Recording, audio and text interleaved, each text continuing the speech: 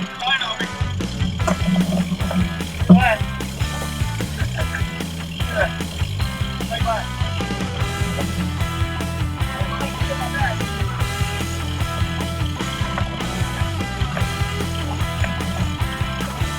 got that much fight in him. He might be enormous.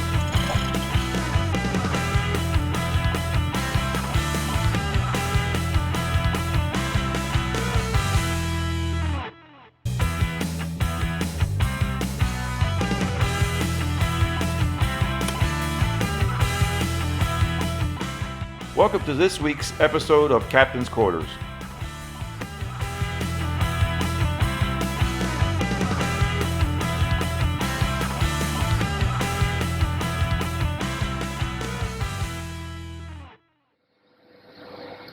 Hey folks, welcome back. It's been a while since I posted some videos. We've been fishing. We've been fishing quite a bit actually.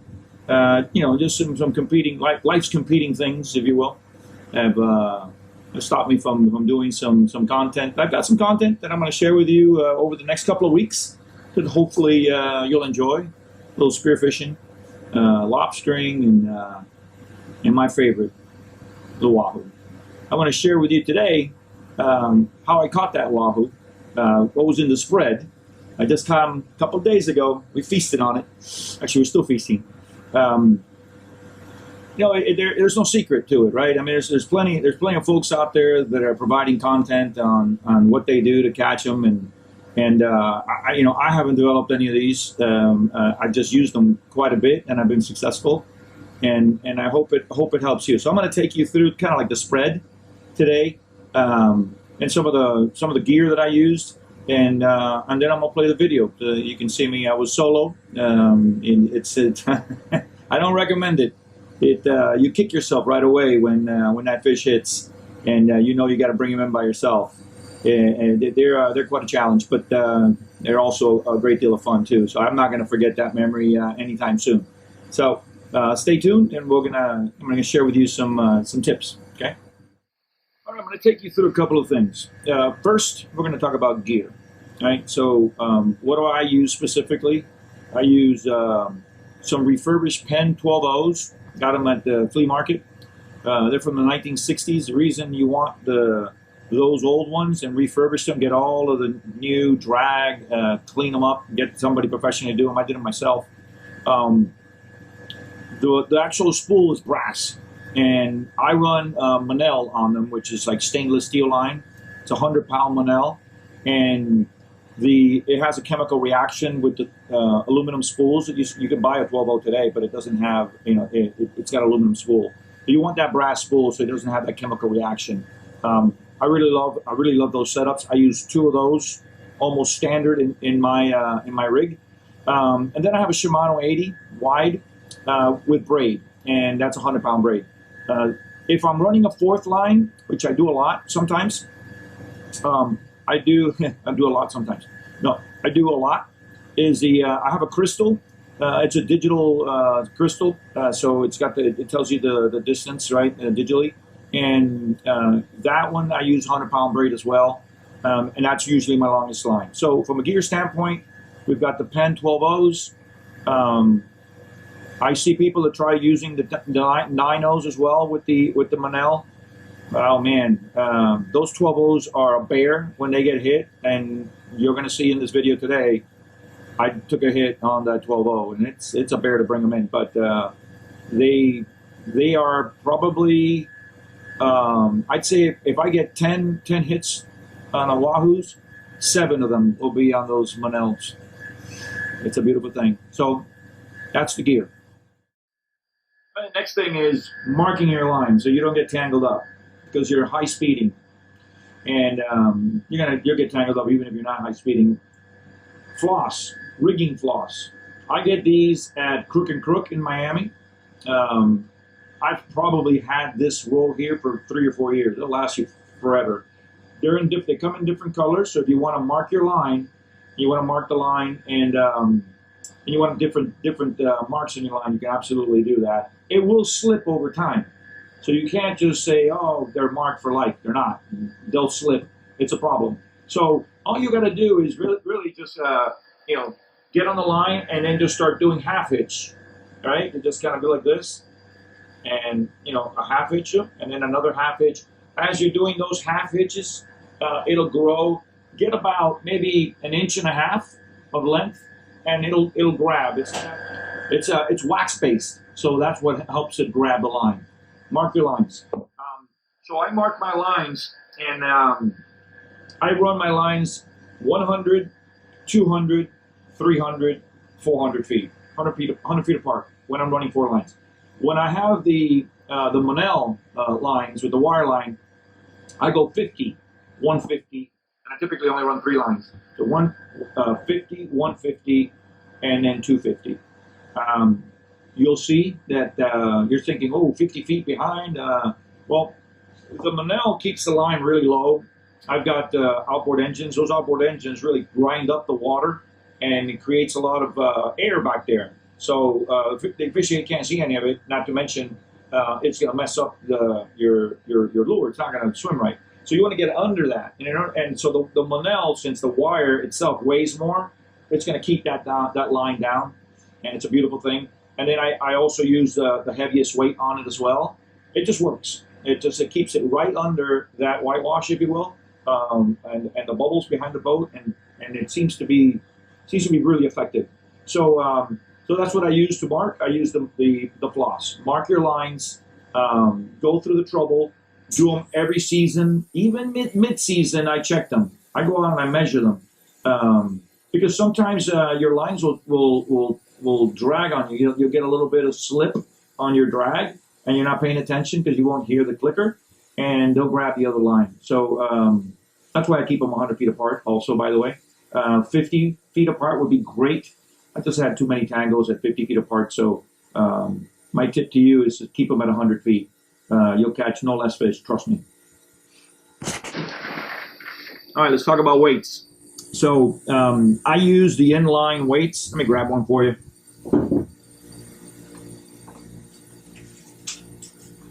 Grab 2 types here for you.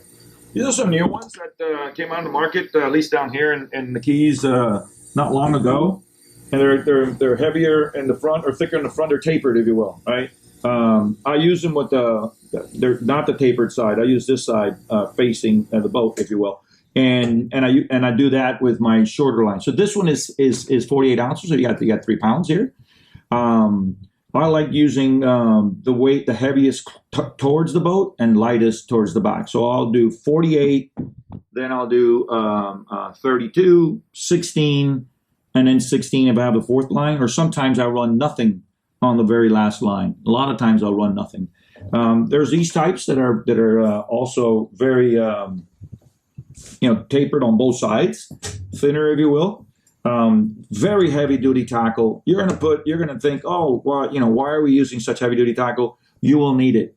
You're dragging these fish that weigh 30 to 50 pounds and more sometimes at 10 miles per hour. And initially you're gonna run a lot faster than that, and it really helps. Now, be very careful with the ends here. If you throw them in the bucket, a lot of people like to just throw them in a bucket. They get kinked. And once the cable starts, it'll start breaking off here. These guys will spin, and it's a problem. It's a big problem. You'll lose them. These guys are not cheap. You don't want to lose these. They become expensive real quick. Okay, so those are the weights. So now I'll go right back. I go to closer. Go 48 ounces always. Then I might go 48 again for the second line, or I'll do 32. And then on the last line, I rarely will go heavy like that. I believe this one is either 16 or 24. I'm not sure. But that's about what I'll put all the way at the end, or I'll put nothing at all. Okay? So those are your weights. All right, what do we use to catch them? I use exclusively lures. I don't run any bait. And, the speed that I'm going, the speed I caught this fish at, I was between 20 and 21 miles per hour. You think that sometimes people think that's crazy. These are very fast fish. It's no problem whatsoever for them. Trust me, and you're going to cover a lot more distance. As long as your gear is solid, those lures are going to really track really well. So let's talk about lures. So I basically use an Islander lure. this is a standard Islander lure. I'm going to show you a couple in a second. And that goes over the octopus, plastic octopus, plastic skirts. I use 2 of them. Most of the time I use 2 different colors, okay? And then I put a weight inside there, up to 5 ounces sometimes. I'll shove it into the head of the lure. If you've seen some of the older videos, you've seen me, create these lures. And then I like the hooks. I like not the ones that come standard, and you see when you buy one of these off the shelf. This is actually a small one. They normally have a size 10. I like the size 9 Jobu. These guys here have done me so well. I will tell you. I'll give you a stat. When I changed to these hooks, the size 9 Jobus. I would obviously there are two of them are in line, if you will, like this, right?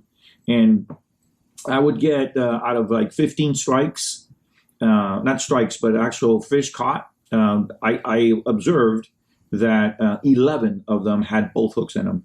That's not normal. They are tail biters. They're going to come in and take the back of the back hook.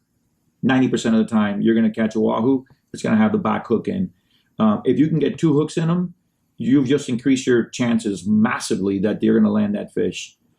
Even when they shake it, those 2 hooks, they're done. So I'm very happy with those results. So that's how I run. I run Jobu hooks, double, and size 9. They seem to track a little better.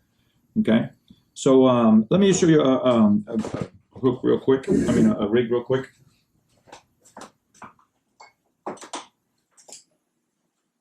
So here are a couple of my babies I made. You'll see the Jobu hooks right there in line, right? There's the plastic skirt, the octopus skirt that I mentioned, right? There's 2 of them in there, 2 different colors. There's your black and purple, very, very popular. And there is your Islander lure, right? Okay, that is a deadly unit right there. And then this one I call Barbie. The Barbie, it's just hot pink everywhere. Number 1 lure for me last year, by the way, hot pink. It works. You'll see that this one I just refurbished the hooks that come from the factory. Just throw them back in there. I'm not going to throw them away. So I got so many of these things that I just reuse them. So that is deadly. One last thing that I want to share with you again. I mentioned they're tail biters, right? So you'll see that these skirts are really long. They're like this long typically. And what you do is you cut them right before the hook. So when they come and they think that this is the tail of the fish, they're going to bite right there. They're going to take that hook. And that's, again, I didn't come up with that. That's something that I learned. And I'm just sharing with you guys, if you haven't learned it yet, that you make sure you trim all of your lures. You're going to catch more fish. I guarantee you. But let me show you the actual lure that did catch this fish. I didn't alter it at all. I got it for my birthday last year. And I brought them short. So give them a lot of credit. You'll see the line. Look how long it is. I hate these long lines, by the way. They're crazy long. What happens in what I understand is it's never happened to me, but the reason you go short like this, right, is that when you cut up, you have a fish caught here, this piece here will slide up, and another one to try to bite it here, and you've got mono right there. So that's the not have that problem, right? So you take that problem out of the way. So this very long one, what I normally do is I trim it. I didn't trim it. I didn't have the time. So I just ran with this guy. The reason I picked this guy, and you'll see that, again, this is another piece that I don't like, is the hooks that are offset. I just look at it and I say to myself, it's not going to track right because there's the weight differential. I like them both in line, but I'll tell you what, this worked. So she's going back in the spread.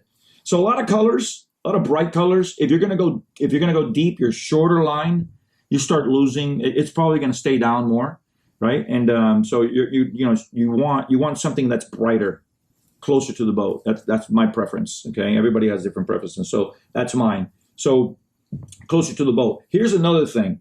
This guy's got a lot of weights. He's got actually 2 weights. two big weights. Look at this. It's got one here, another one here, right? So that's the reason I picked it, because it was heavy. I wanted it down under that whitewash, closer to the boat, under those bubbles. And it's heavy. It's very, very heavy. And then also 48 ounces, stayed under, presented itself well, and it got taken down. It's a beautiful thing. All right, those are your lures. All right, so these are my babies here, Shimano 80s. I'll either have one or two of them in the mix, as I mentioned to you. Right, very stout. Right, the lines are marked. I'm sure you can see the mark on that one right there. Okay, and when I put the electric reels in place, right, I use this one because it's got the digital component of it, right there. It's versus this one, which is not digital. I like the digital one. It gives me a display, as well as I've got the variable speed I can play with, and I can also literally just press the button and it'll bring in that super long line. That one's typically around 400 feet away, so it's a monster when it gets hit. So that saves me, the old guy. And these are really my two main weapons, right? These are Penn 12-0s that I've refurbished. You can see the original 1960s knob. I haven't upgraded this guy yet. That's the one that caught the fish, by the way. It's Murphy's Law. This is the Monell. You can see that it's marked, right? And then this is the other one. I've already upgraded the handle on that one, if you can see, right? So these are from the 1960s, but I'll tell you what, they have been effective. So from a gear standpoint, that's the equipment I use. Now let's talk about lures. I showed you some lures. I like hanging them when I come back. So there you can see there's a bunch of them that are hanging there. There's a ton of them in here. So one of the things that they end up messing up is the Mylar, and you know, I literally comb them, right? But they get to the point where they get messed up. Now there's a couple of products you can use. You know, one of the best things you can use is just hair conditioner. Now, when you come back, let them soak in that a little bit, and it helps. It'll prolong them. But at some point, this, I'm not putting this back in the spread. But you will see right here. I don't know if you guys can see that, but that one has already secured some Wahoo, so it did its job, right? We're gonna put this Tormentor back in the mix now. I like it. I like the heavy weight. I like the airing that it does. So I'm gonna put him back in the mix to see what it does. I normally don't use these types, but my buddy let me have that, so we are gonna put that bad boy into the mix this season. You know, we'll let you know how they do. I do like the Tormentors. I started with these a long time ago, and they did really well. Then I switched over to just the Islander and these, and they've just been so effective. I have some that are longer than other. I mean, it just we'll see. The season has just started, and we'll see where it ends up. All right. Thanks for tuning in with us.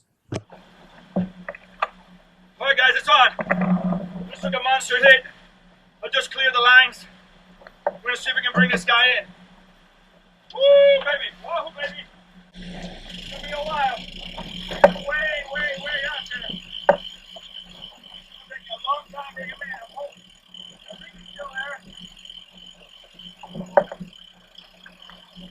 It's gonna be a long battle.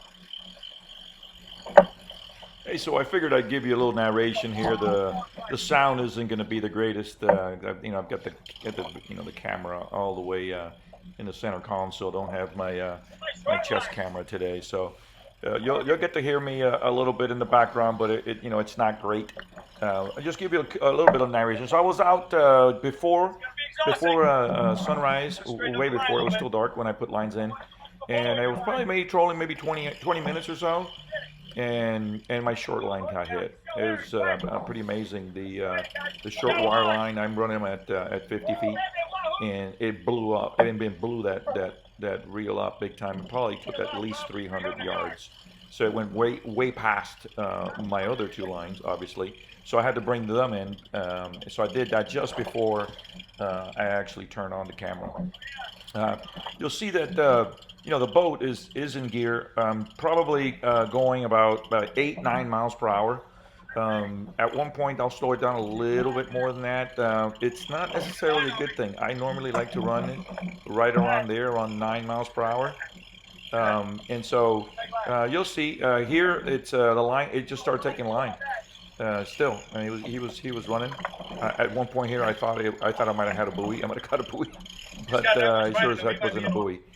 So you'll see how I'm turning into it a bit here. Very important that you get they'll give you a little bit of slack in the line, but it'll give you the ability to reel it in while you're coming in. When you're pulling them at this speed. So because when you run them straight behind the boat, it's quite a challenge to pull them in. So you kind of lean into them a little bit if you're in this direction, like kind of that angle. But I highly recommend you keep the boat in gear. It's really, really the way to do it. I'll slow it down a little bit after, and what happens is when you do that, it allows them kind of to revive a little bit, to be honest, and they'll start kicking. They'll start going side to side. You'll see here at the end that it doesn't come up to the surface and skim on the surface like you normally see in the Wahoo videos, because I'm going a little bit slower, and that becomes a challenge when you go to gap. In my case this time, well, you'll see. It was a good deal. So I'm gonna be quiet for a little bit, and hope you guys enjoy this. Yeah. Way out there.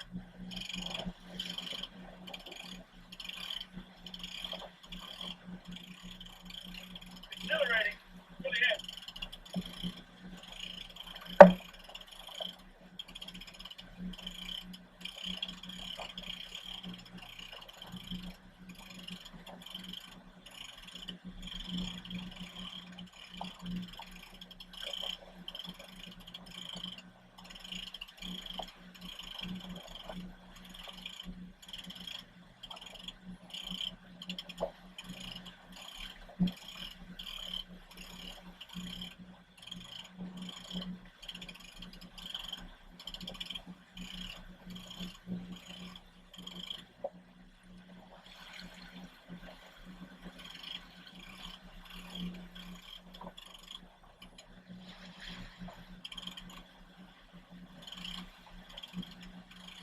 When you drag them like this, their mouth gets open, and they're not easier to bring in. You drag them.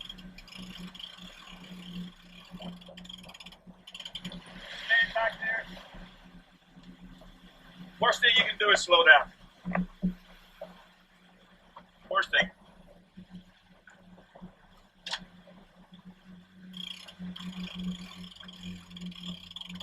Something up, man.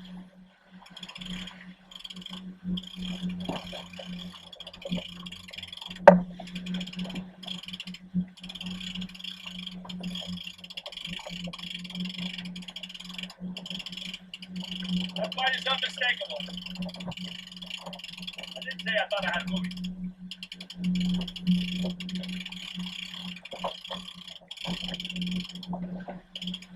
Be here a while. You can pass this out first. We're blown up already. Coming. Gaining.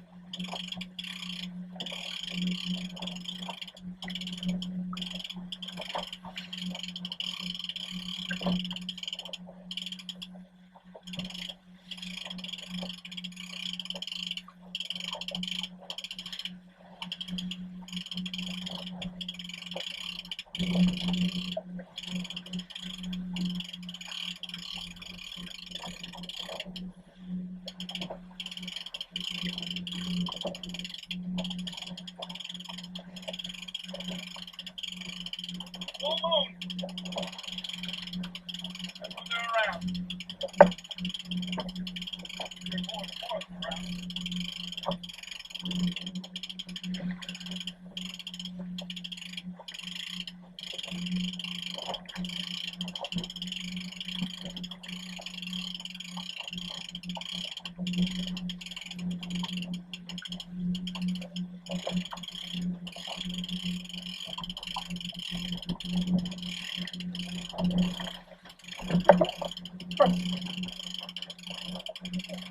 Guys, what a workout. Got angled a little bit offshore. Fine all the way on top. At this point in time, just stand up on it. I want it to revive. Keep dragging.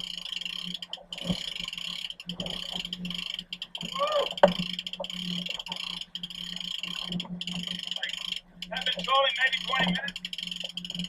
Put lines in just before it got dark, before it came. Light came up.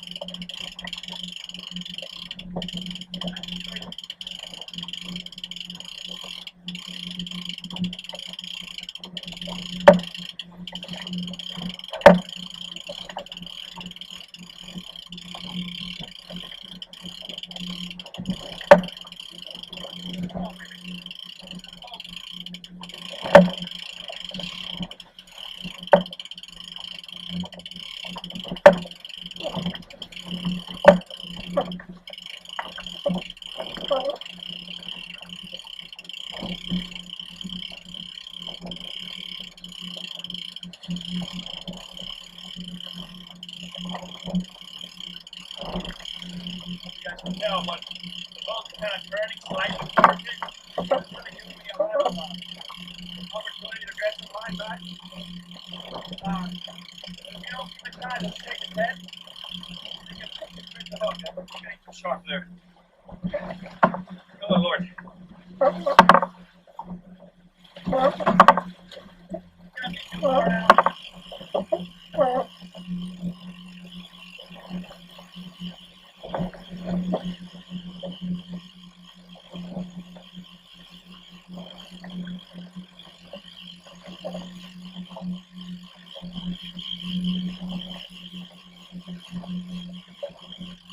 Turning too sharp. Let's straighten that up. It's been 10 minutes already. I'm now as young as I used to be.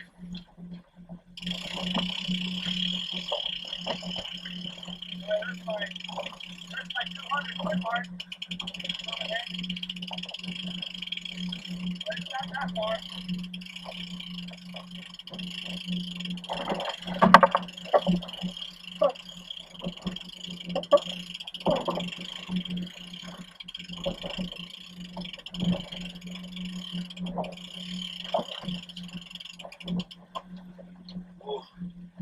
I'm going to change up get the gaff.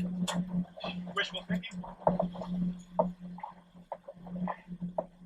And as soon as it gets a little closer, I'm going to change to the front. I'm going to move this rod out of the way.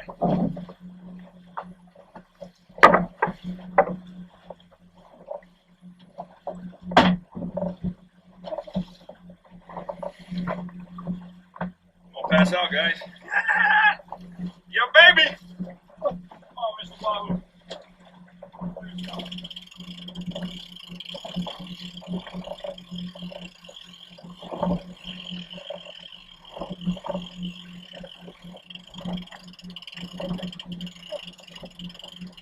Oh, yeah. Right, we're going too slow. Slow. Slow, guys.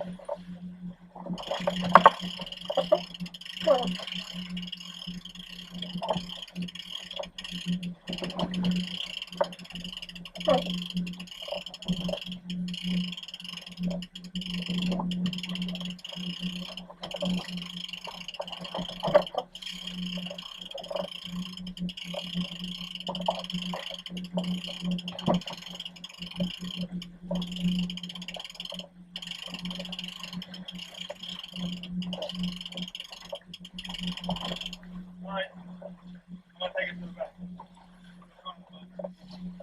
It's got to be right there. Ooh, that's heavy. Heavy.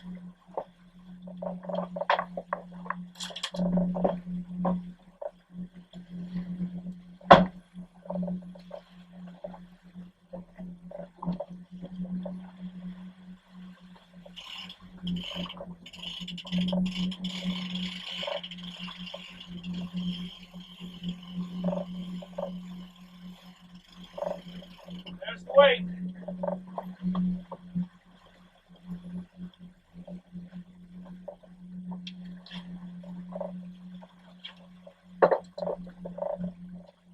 Right there.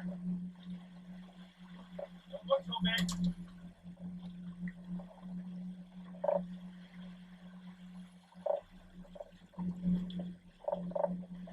Little guy.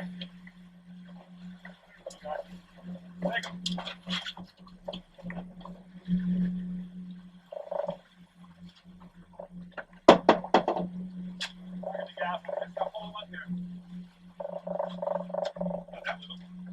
That's it, boys. That's how it's done. Not that little. You did it.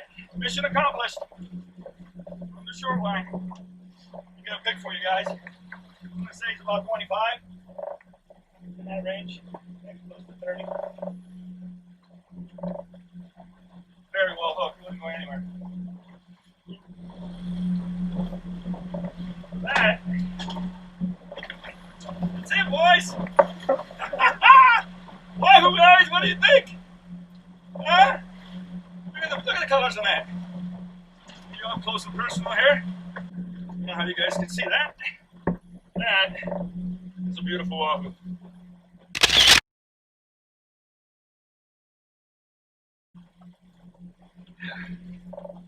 I'm stoked.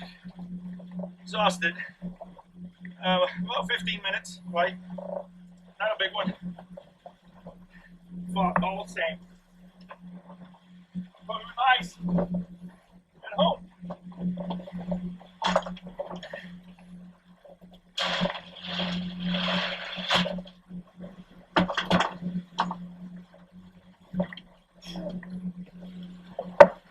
I gotta tell you, nothing more exciting than catching a Wahoo. By yourself, it's a huge challenge. There's just the logistics of it. It's fun though when you actually score it. You kick yourself when you say to yourself, "Oh my God, why didn't I have somebody else aboard?" But it's not the case today. We're gonna have some sashimi. Hopefully, I'll bring you some of that. Mouth is all dry. 6:20 a.m. Sun's just coming up. Until next time. Thanks for tuning in.